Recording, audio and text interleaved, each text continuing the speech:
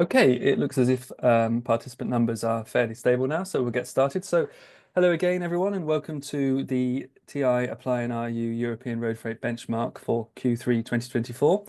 We're very pleased to have you on board with us again to discuss everything going on in the road freight market, rate developments and the outlook, as well as some of the big changes we're seeing going on in the market behind the scenes around tolling, tachographs, and fuel developments as well, which we'll be discussing. I think since the last webinar, we've seen not all too much change really in the market. Freight rates have in fact remained relatively stable, at least compared to the last few years, and we're still waiting for that European recovery to really kick in, though economic conditions are improving. And with costs still elevated, the rate picture is fairly similar. But we're going to be talking through all the changes today. As usual, we'll have about a 35-minute session followed by a Q&A session. So please do feel free to ask any questions you have throughout the course of the webinar using the Q&A app. The team behind the scenes here will try and answer as many questions as they can in writing while the webinar is going on. And we'll deal with as many as we can at the end of the session, but we'll also be able to be in contact to answer any outstanding questions after the session today as well. You'll also all be sent a copy of the report and the recording of the session as well, should you want to view it again or share with any colleagues as well. So rest assured, those will be sent through after the session. And the only other thing to mention in terms of housekeeping is that we will be running a poll during the webinar, so please wait for that. We'll do that on the first European level benchmark pricing section, so you can give your own views as to how you expect rates to develop in the upcoming quarter as well. Okay, so we'll move on to introducing the panelists now. So I am Michael Clover. I'm TI's Head of Commercial Development, and I'll be your host for today's session. For those of you that don't know Transport Intelligence, we're a market research company providing strategic intelligence for the road freight industry in Europe and indeed the global logistics industry. So if you have any questions about the future of the market and strategy, we can help with that. And I'm also joined by my colleague from TI, Nathan Donaldson, who's one of our economic analysts and leading the data team who works on the Apply project. So welcome, Nathan. Thanks, Michael. Pleasure to be here. Hello, everyone. Thanks, Nathan. And then in addition, we have Marianne Savoni, who's Associate Director of Strategy and Market Intelligence at RIU. And Marianne, would you like to introduce yourself? And for those people that don't know RIU yet, introduce the organization as well? Yeah, sure. So good afternoon to all of you. Briefly, RIU is the World Road Transport Organization. So in fact, we represent road transport sector worldwide. And I have to say that today we count more than 180 members and partners, and we are present in more than 80 countries, globally speaking. In fact, we count a large diversity of members that can be national road transport associations, but also large logistic companies, service providers, and shippers. And what we deliver exactly as RIU, first, of course, we advocate. We advocate at regional, notably at an European level, but also at global levels, at the UN, notably. We manage, we develop solutions also to facilitate the trade and transport, globally speaking. And this is also why I'm here today, we develop intelligence expertise on decarbonization, on driver shortage, on digitalization. So yeah, in few words, this is what RIU is doing. Thanks, Marianne. That's very helpful. And before I introduce Thomas and give him the chance to introduce Apply, I'll just read out our little disclaimer here as well.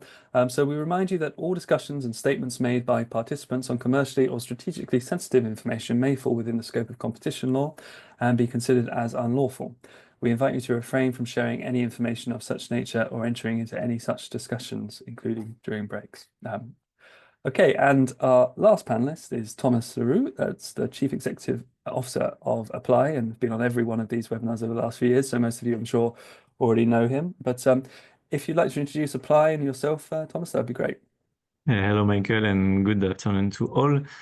Yes, Apply is a tech company dedicated to supply chain and more specifically to transport industry.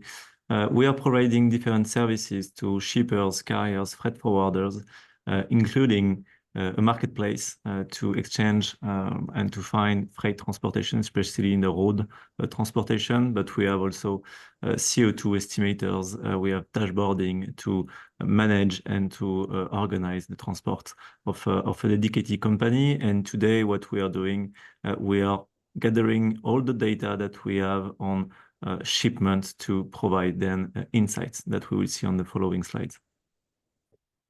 Thanks, Thomas. Yes, fantastic. And the next slide actually is on the methodology. So a bit of background on that for those people that aren't familiar with Apply data as well, please. Yeah, so exactly here the idea is to take this data that is what we call transactional data, meaning that real shipments happen at a specific price on a specific characteristics, and we gather all this data from shippers and freight forwarders directly being connected to their transport management system or directly seeing it on the freight marketplace of Apply. These are the same data that we use on, the same type of data that we have quarter over quarter. Just to summarize it, we're looking today at FTL full truckload data on general cargo. We will have spot and contractual prices. The fuel will be included in most of the data, and you will see also data on the fuel. You will see data on fuel, on HVO, on different type of carburation. So it's something new that we will discuss today.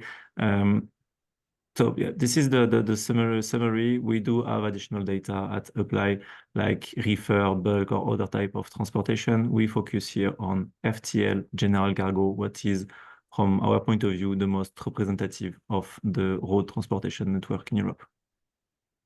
Thanks, Thomas. Yes, that's great. So we'll move on now to the European road freight benchmark, which is our overall European picture as to what's happening with rates. And as you can see, compared to recent years, we've got a relatively stable period of rate development. But Nathan, could you take us through the trend and what's changed this quarter? Yeah, sure. Thank you, Michael. So I would agree. We've got a more stable environment and generally rates remain elevated. So if we look at the actual figures that we're seeing here, the contract index is flat. So that's no change. It's at 127.2 index points, but that is down slightly. So that's down 2.1 points year on year. We'll look over on the spot market now. The spot rates have had a big 4.4 point fall quarter on quarter, and that's down 6.1 points year on year, and that takes it down to its lowest level since Q1 2022. Considering the gap between the two indexes and the two markets in Europe, that gap's widened. That's widened quite considerably, actually. So it's from 0.4 points last quarter. It's now 4.8 points. So the spot's sitting 4.8 points below the contract index. Now, this means that the spot prices are dropping considerably in some places. We're seeing that some markets are seeing a spot price below the contract price, but this doesn't mean that average spot prices in Europe are below contract prices. This is the price relative to Q1 2017. But this is largely to falling demand side pressure and falling prices as a result, similar that we're seeing in other logistics markets at the moment. If you're aware, you might see falling prices in sea markets as well. So if we consider the demand, generally it's a similar picture across Europe. So consumption demand is the pressure for that is stable. So we saw towards, when we're looking in 2022, there was a large inflation and a big drop-offs in the demand pressure there from consumers. That remains stable. Consumers just have less money to spend, demanding a lower volume of goods. But we're seeing that that's not having an active effect on the short-term pressure and the short-term prices in the road freight market. Now, if we do look at what is causing these drops in spot prices, this is more the production side of things in Europe at the moment. So if we look at some indicators here, we have Euro area PMI. So that's dropped to 45.0 in September 2024. Now, anything below 50 suggests contraction. So it means that we're seeing contracting manufacturing and industrial sectors across Europe. Significantly, Germany has dropped to 40.6 in September, and that's its lowest figure for a year. So we've got multiple factors that are causing this this effect on industries across the continent. Simply, as we mentioned before, the inflation has resulted in consumers that have lower real terms incomes, they're demanding a lower volume of goods, and we're seeing this kind of lag. We're seeing this lagged effect of that now, where we now have lower new order volumes, lower pressure for industry to meet the demands of consumers, and that's not just in Europe, that's across the world. And at the same time, we've got European producers that have faced higher cost bases, producer prices up significantly. Yeah, producer prices at 124.2 points. Compare that to 2020 level, that's up 35.3 points. So we have European producers that are less competitive, they're facing higher costs, and that's in a weakened global demand environment. And we're seeing lower demand for output, so reduced output demand for products to the rest of Europe, but we're also seeing reduced demand for intermediate goods towards Europe's manufacturing centres. So generally, it's providing a drop in pressure, short-term demand. It's freeing up capacity across Europe. It's reducing the level of competitiveness. So it's increasing the supply side competitiveness as supply is freed up in Europe, and we're seeing lower rates. Just quickly to touch on the supply side, which my colleagues will go into a bit more. The rates remain, the costs remain well above their 2020 level. Pick out a few numbers here. We see tyres up 20.9% versus 2021. So that's the cost of tyres. Maintenance up 21.9%. So a higher elevated cost base. So we see that the prices remain much higher than their 2021 level. If we look at the big picture, we expect this to remain elevated, but we are seeing poor manufacturing performance, poor new order performance, which could continue to bring that spot price down. However, consumption remains quite stable, and it's really dependent on if we see that European economic recovery that could quickly remove this extra capacity and cause some more stable or even some price increases. But for the moment, we're heading downwards with reduced demand and increased capacity. Yeah, thanks, Nathan. So I mean, it's interesting. We were, of course, talking probably this time last year, quite optimistically about the second half of 2024 in terms of demand, expecting it to pick up. We haven't really seen that recovery come in just yet. And I think the future is largely based around, when will that uptick come into play, really. So we have our poll, as usual here, which I'll just launch now, which is asking you, how will European road freight rates change over the next 3 months? And we'd like you please to participate in that and give your view as to how you expect rates to develop. And then we will try and give our quick take on that once we've got the results in. There we go. I can see we've already had a couple of hundred of you participate in that, so thank you. Coming through quickly now.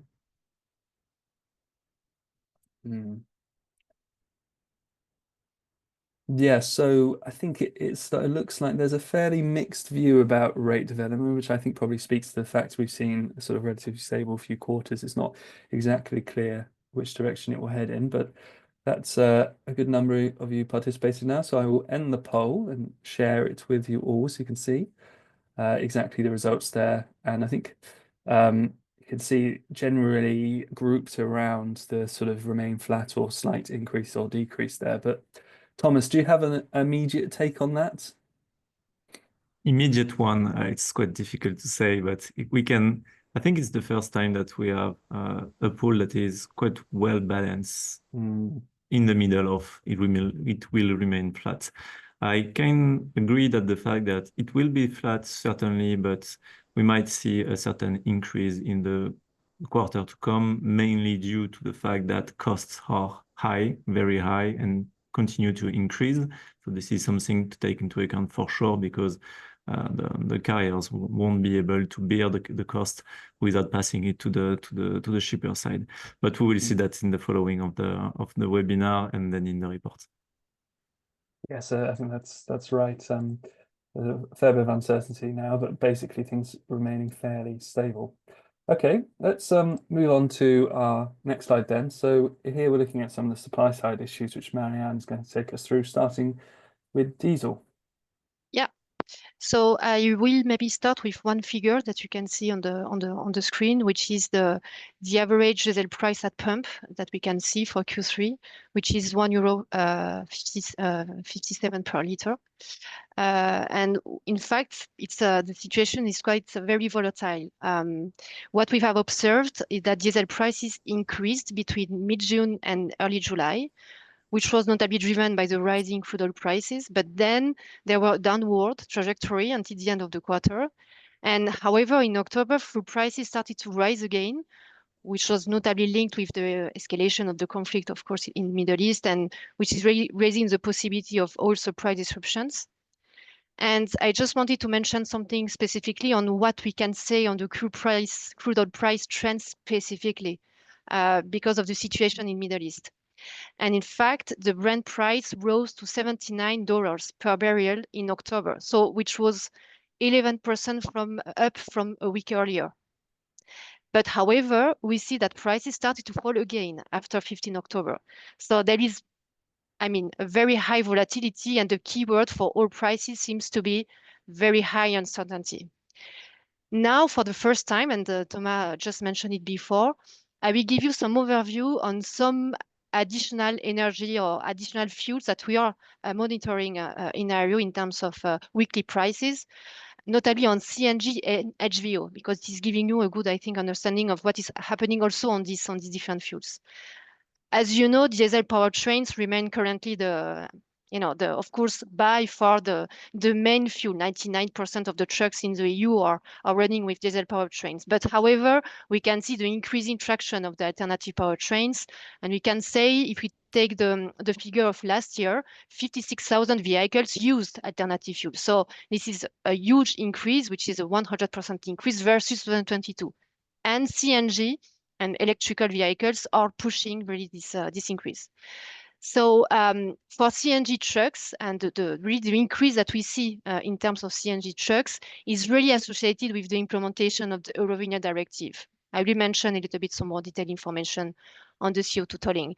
But clearly, this increase of CNG trucks is really linked with this directive, notably in countries like Germany and Austria that are applying a lower toll rate for CNG vehicles. On prices specifically, CNG and LNG prices are influenced by raw material costs, distribution, and taxes, which is showing a very high disparity depending on the countries. To give you an example, CNG average price go from 1.29 euro per liter in Spain, which is the lowest level, going until 2.6 euro per liter in Sweden, which is the highest level. When it comes to HVO, price are between 0.10 euro per liter and 0.50 euro per liter more expensive than diesel, except in Italy, where you have cheaper, where it is cheaper due to government subsidies that we can see. So I will stop here on the fuel prices.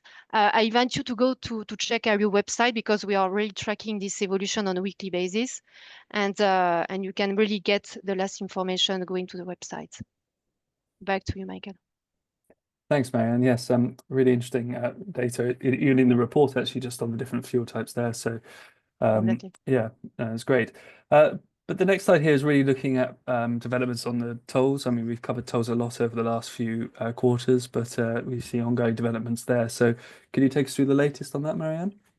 Yeah, absolutely. So maybe just to start with this message, I always say that because it is just to explain why you have some disparities in terms of implementation.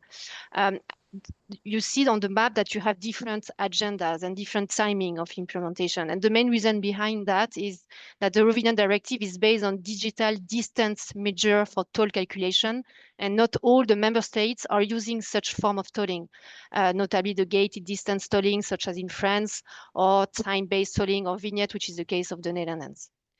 So the map that you can see is showing the implementation agenda as we know as of today. You have the last update just below on the slide specifically for an Euro 6 Class 1 truck in terms of cost increase that it can represent.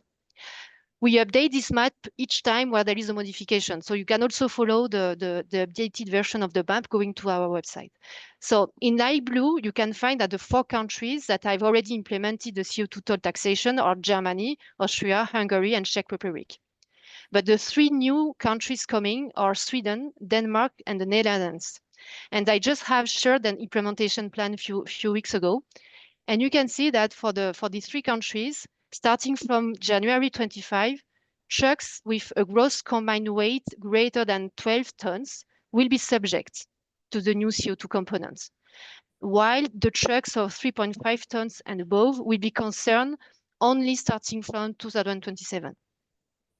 Something that I want to mention, because I think you heard a lot about it, is the implementation of an eco-tax in Alsace, in France, that could be similar to Eurovignette and that was voted on the 21st of October.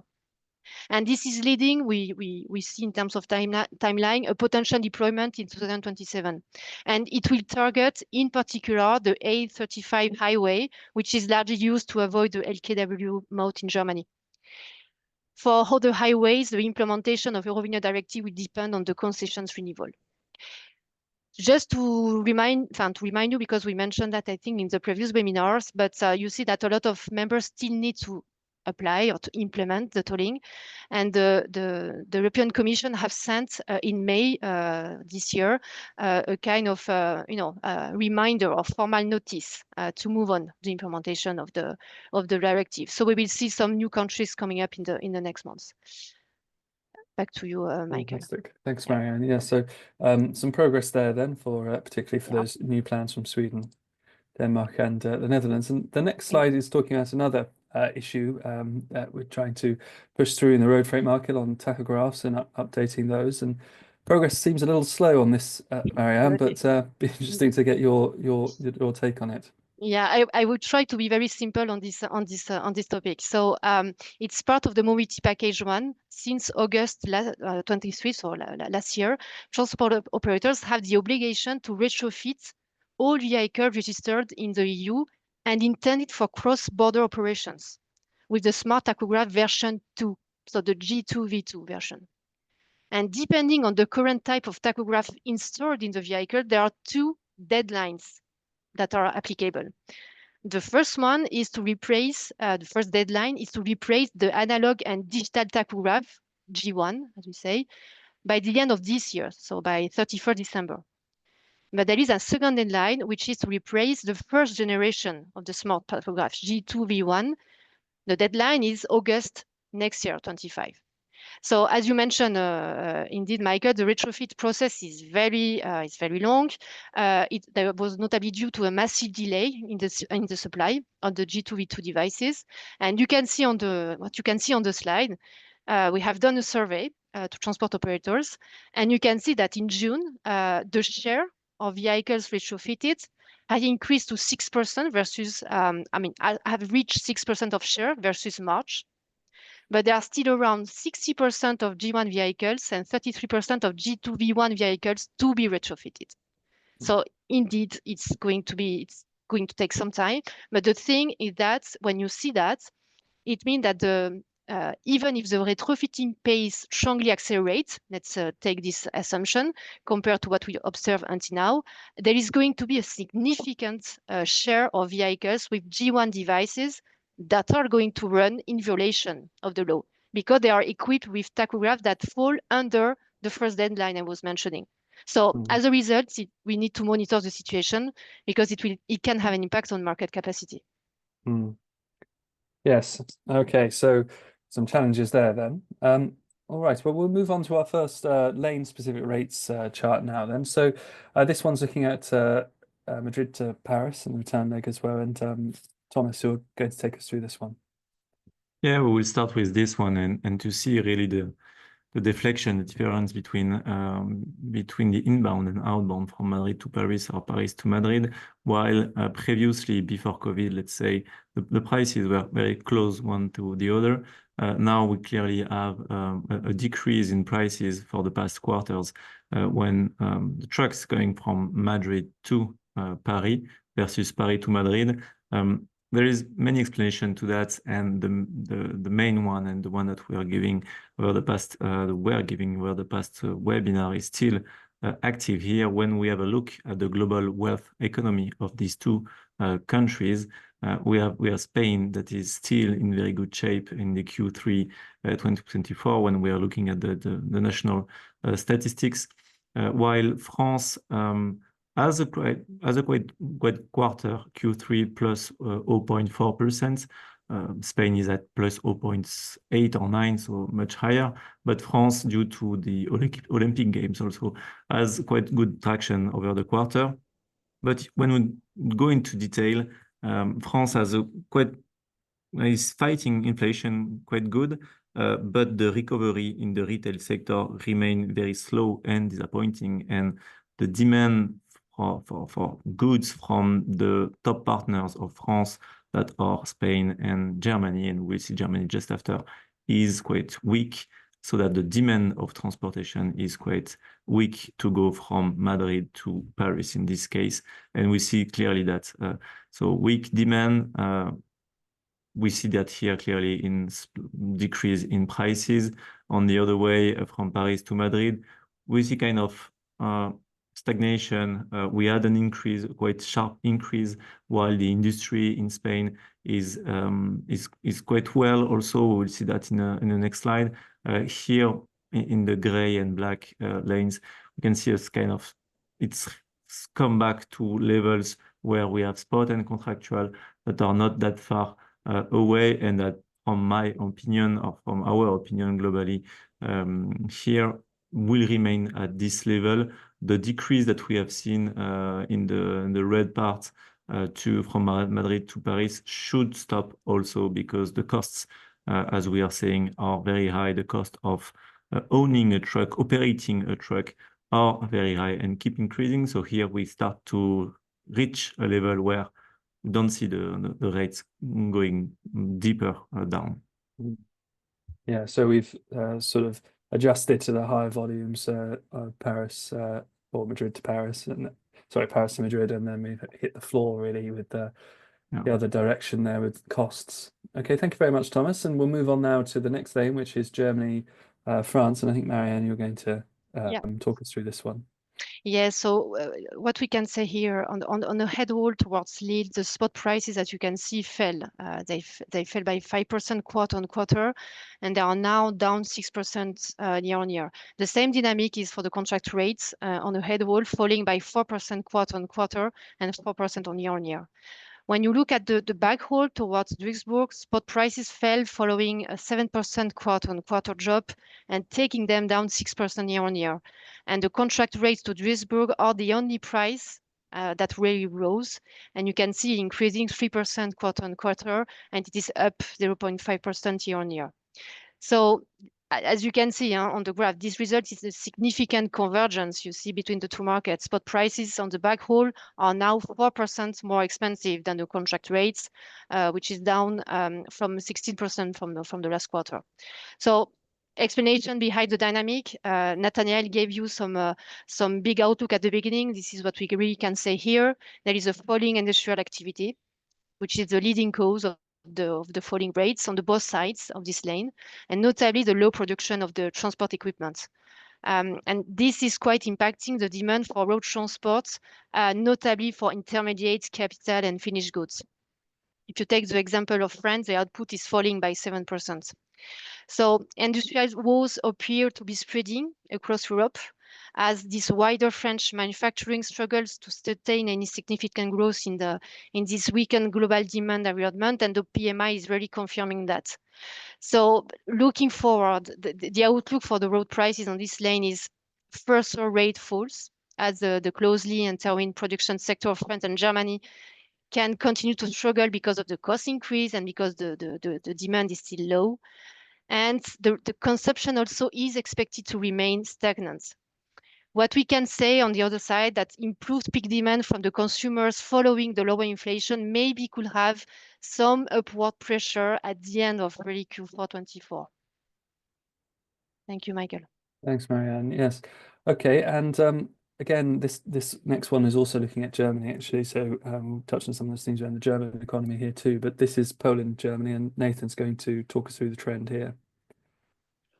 Yeah, thank you, Michael. So generally rates are rather flat on this across the board, really. So and that's just apart from Warsaw to Duisburg spot rate. And if we look at the actual price changes on this lane, if we look at the head haul towards Duisburg, we've got the spot price falling 5.9% quarter on quarter. So that's a big drop that we're seeing there. However, they remain up 1.3% year on year. If we look at contract rates, they fell just 0.5% towards Duisburg. Now, the result of this, if we look on the head haul, is the two markets converging somewhat, and it's quite considerable change from last quarter, actually, because the gap between spot and contract is now 4.9% compared to 10.9% last quarter. So quite a considerable convergence there. If we look at the back haul, this is towards Warsaw. If the spot prices fell just 0.3% quarter on quarter, but they do remain up 10.3% year on year. And the contract rose just slightly. So now, considering the effect here, that the big thing that we're seeing and the big fall that we're seeing in that 5.9% is German manufacturing is leading this drop. We saw a 5% fall quarter on quarter in overall output, and that's a big change from last quarter where we saw just minus 0.2%. This was driven largely by a 7% fall and a 7.3% fall in the production of capital and durable goods, respectively. Rates into Poland are more stable. This mainly because Poland has a really strong consumption at the moment.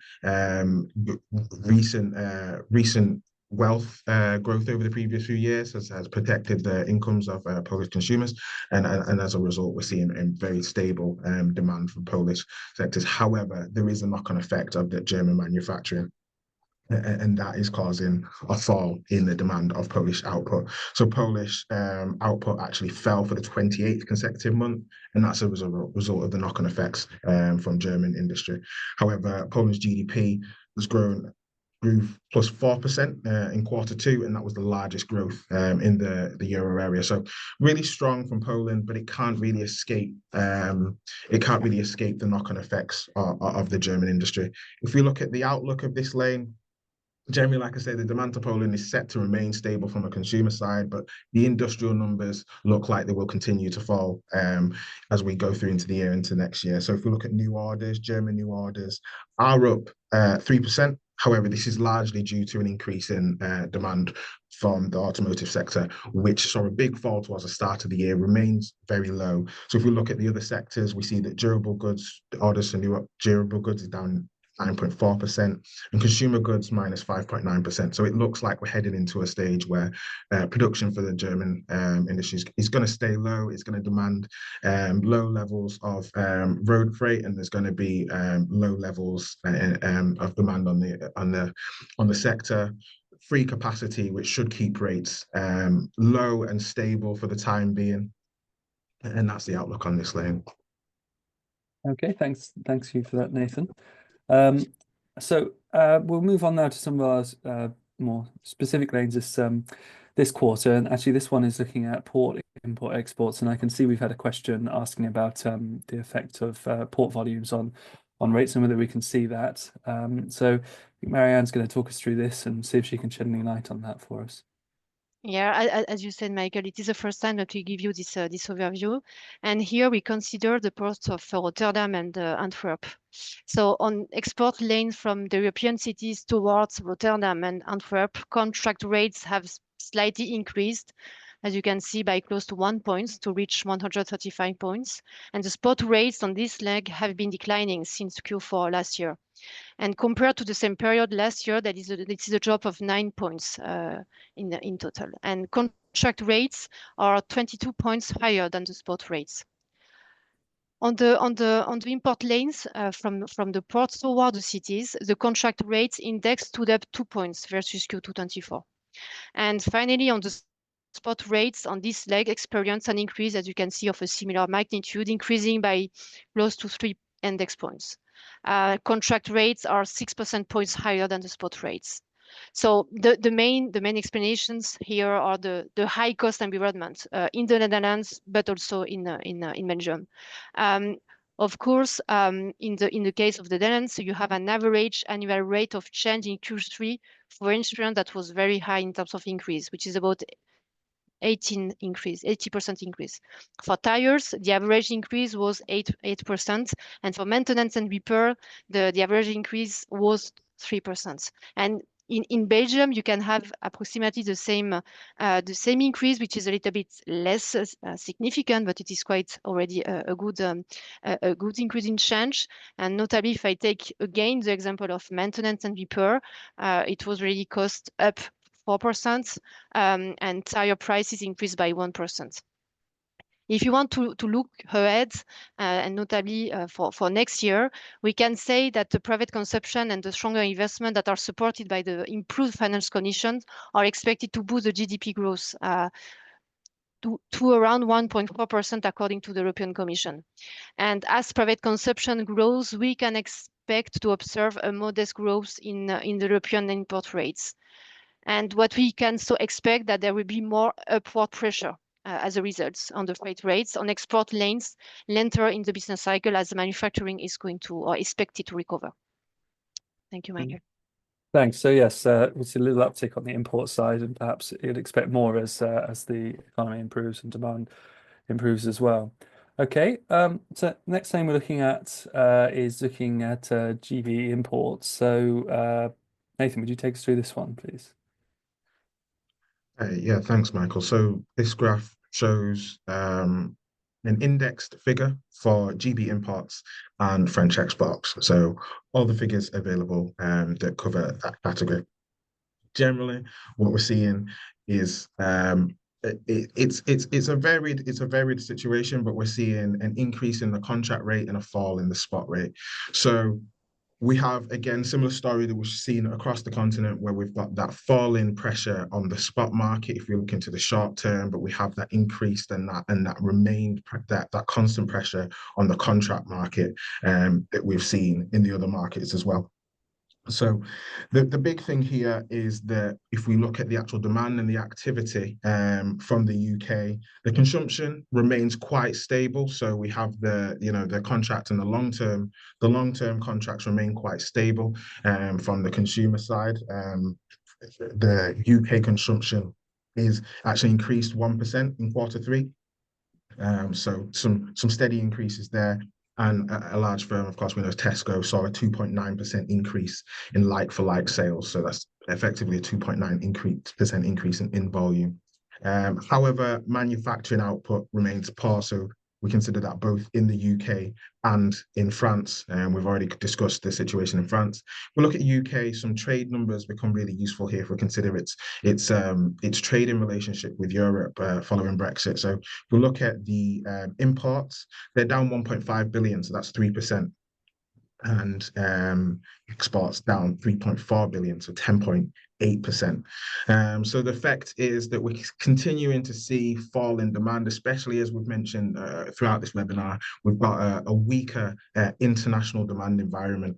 So this is causing reduced volumes on this lane. It's causing, especially in the short term, we're now seeing that it's freeing up capacity. It's reducing the demand pressure on the lane. It's pulling down the spot. Of course, with this lane, we do have the unique situation of Brexit, which, even though it feels like it was a long time ago, we still seeing the effects. So the big thing here is the checks on meat, dairy and plant products has been delayed. So that's for the 7th time now. It's now been pushed back to July 1st, 2025. Now, this has actually cause less pressure in terms of delays, in terms of extra administration and extra costs. How it does keep a level of uncertainty there, which isn't really helping prices. But it does mean that it facilitated this price fall, which could have been a very different situation had we seen increased checks on that lane. So that is like, if we look into the outlook, we look into next year, we could still see some increased delays, increased costs, as we see that for increased checks are coming in. And that's particularly going to affect it heading in. So that's going to be GB imports. However, EU checks have been in place since 2021. So there's an imbalance there. So we already have that higher price. We already have that delays, and we're thinking about GB exports. So it's a slight imbalance there. It's a different situation. The uncertainty remains, but we have seen reduced activity and a weak demand environment as we see across the continent. And then with the delayed checks, we see that has not added pressure. It's allowed that fall. But as we look into the future, there's continued weak demand environment, but there's a possibility for further increases in costs and delays on this lane. Thanks, Nathan. As and when that may eventually happen. Okay. All right. And our last rate slide today is on a domestic index, actually. It's time for Spain. Thomas is going to talk us through this one. Yeah, we already talked about Spain with the view of France, Spain, so I will be quite quick on this one. But what we can see here is that, so first, just a comment on that because we had questions. This is an index view where you have the base that is 100 base in January 2017. Be careful, you have some graphs with 100 base like that, where you have the evolution of rates that is showing. This is usually when you have a basket of different goods, different origin and destinations. Here we are in Spain with different origin and destination and an average basket of that. While sometimes you have the euro directly, for instance, from France to Spain, it was from Madrid to Paris, and you had the direct costs of a full truckload between this origin destination. Just a small comment on that because we had a lot of questions.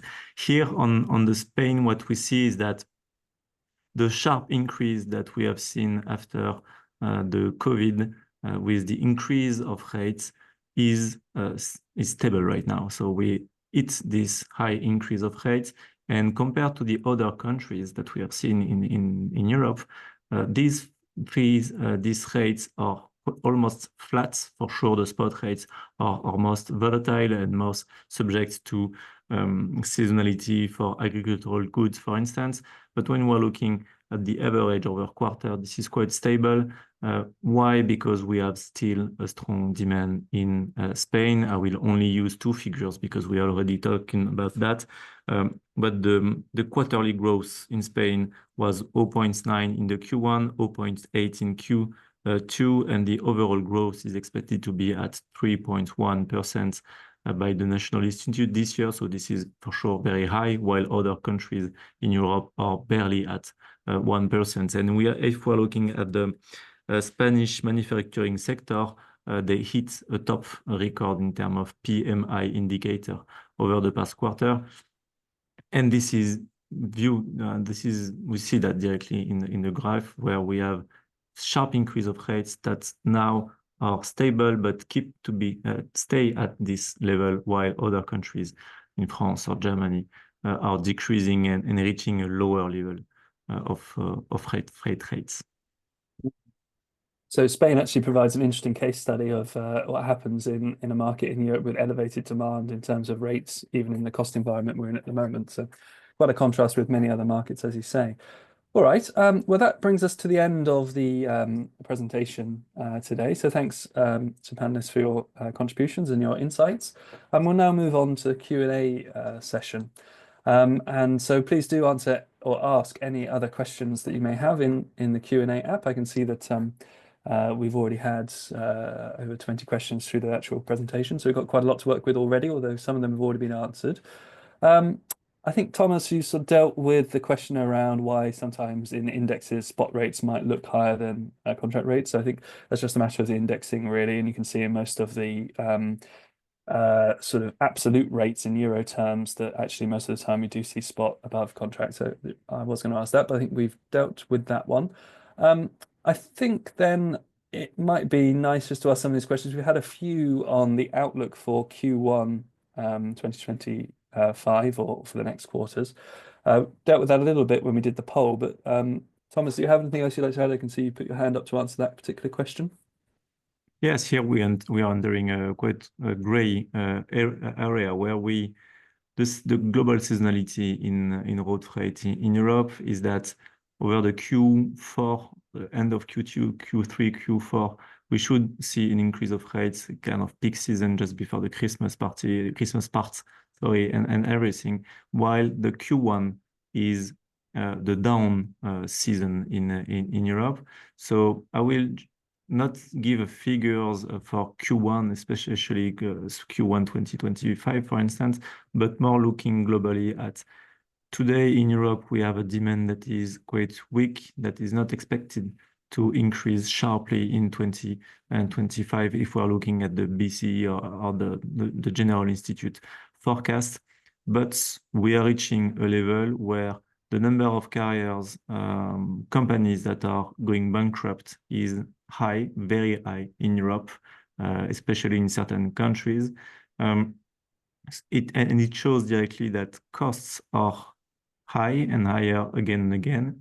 Prices hit a certain high over the past quarter, now are decreasing a bit. I think we are reaching a limit where you cannot go further down.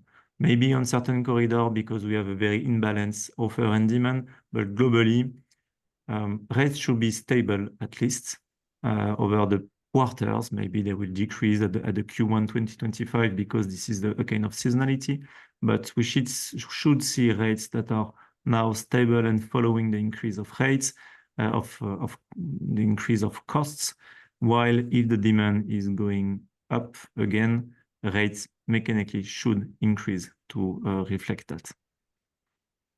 Yes, and I might just add one other thing to that that might possibly change the floor we're talking about in terms of rates and the relationship with costs is that hesitate to mention the US election, but obviously that has happened, and we now have the prospect of Trump's policies on energy and oil coming to the fore. And I did read this morning that some analysts predict, prices for oil could go down to $50 a barrel, maybe even some as low as $40 a barrel. And obviously, if that were to happen in the years ahead, we'd see that cost base drop, and therefore that floor would drop versus our expectations at the moment. But I guess that's a fair way down the line. No, but you're right that the energy will be key also, because the view that I explained just right now is without taking into account for sure the increase of the additional cost, additional surcharge linked to CO2 tooling, linked to the fact that more and more shippers want to have electrical vehicles or HVO vehicles, and this has an additional cost for sure that cannot be borne by carriers only. This is not possible given their P&L actually right now. This won't be the case. Yeah, and I suppose that takes us on to another question. I can see you've raised your hand for, Thomas, which is about shipping companies having enough profitability to decrease the price they're charging while. Yeah, that was a question from Hugo. The question is, if I stated one again, is what type of shipping companies is having enough profitability to decrease the price while cost will continue to increase? When we are looking at the financial publication of big carriers, freight forwarders, they still have some space for sure, and this is the business. They still make profits. But honestly, right now, with the rates that are decreasing, the costs that are increasing, I don't know. I think the room for decreasing of price at this time is very low. Yeah, margins are very thin for carriers, that's for sure. Okay, we maybe come to a couple of questions, perhaps for you, Marianne, if that's all right, which we've got a few on the sort of regulation side. So there's just one here, which is just asking for a bit of an explainer about some of the differences between those tachographs types. Yeah. Would you be happy just to give a brief overview of those? Yeah, very simply, it is just a question of generations of tachograph. And in fact, the last version is really supposed to answer more specifically the multi-package implementation and enforcement, notably on the timing and driving resting time. So that's why you have this obligation to then comply with the last regulation. This is corresponding to this last version that I was mentioning during the webinar. To make it very simple. And I think there was also a question still on the tachograph that I can, if you want, that I can also Yes, around sanctions. on the sanctions. Yeah. In fact, it's difficult to it's a question of member states, in fact, decision. So for sure, economic sanction, but then in terms of, notably in terms of immobilization of the vehicle, it depends on the decision of the situation, decision of the country. So you can have, for example, an economical sanction in one country, but then you can have an immobilization of the vehicle in the country of residence. for example. So it will depend on the different use cases, but the decision is coming from the member states. Okay, thank you. Yes, and just for anyone who can't see that question, it's just about what would be the sanctions if you fail to meet the deadline to move up to the next Exactly. So generation. Yeah. Penalties and exactly. Yeah, thank you. Okay. Right. Let's see.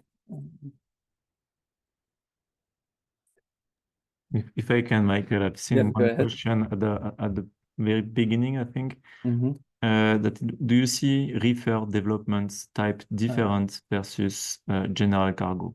In short, do we see different type of evolution of prices of rates between cargo and reefer trucks? For sure. I mean, here once again, the idea is to take the most representative truck, that is general cargo. But then when you're entering the reefer parts, the temperature control, let's say, because we have different type of temperature control, then it depends to the seasonality of the product that you are shipping. If you're looking at Spain, Spain to France, or France to Spain, or France to Italy, or certain countries like that, you will have a seasonality that can be very local, let's say. So the reefer part is quite tricky. We have data on that on Apply, and we can work and help on this topic, but it's very difficult to have an European index on the reefer part. Yeah. Thanks, Thomas. And I think we've had a couple of questions on the relationship between fuel and rates. And Nathan, I know you've done some research on that relationship, so I don't know if you'd like to offer a view as to how you see that relationship mapping. Yeah, sure. Generally, we do see them tracking really closely. It's a big contributor to rates. I think I saw a question around the demand for fuel and the effect on the fuel prices. I think that's hard to answer, especially at the moment. There's so many other more volatile factors that are going to send fuel in a direction, and they will control fuel rather than the demand of fuel. I think if we're in a quieter environment, then we could consider the demand for fuel and how that might affect things. But I think it's really going to be based on the geopolitical environment, the effect on fuel. But we can absolutely say that rates will largely it will affect the cost base. So overwhelmingly, the effect of short-term demand is going to push rates in either direction, but there's always going to be that effect of the cost base. And as Thomas has mentioned, there's that limit to the cost base. So as we see fuels rise, it's going to limit that lower level that some of the rates that we can see can drop down to. But I'd say it's a fine balance, really. It's constantly affecting the cost base. It's going to affect more. You're going to see that in the contract markets. We see a stable contract market. The costs are going to affect that really clearly. You're going to see that change. Looking at the spot market, that's more sensitive to demand, and whilst the costs will have an effect there, at the moment we're seeing demand being in a stronger factor for the spot market, but a good indicator for the contract market, as with all of the costs.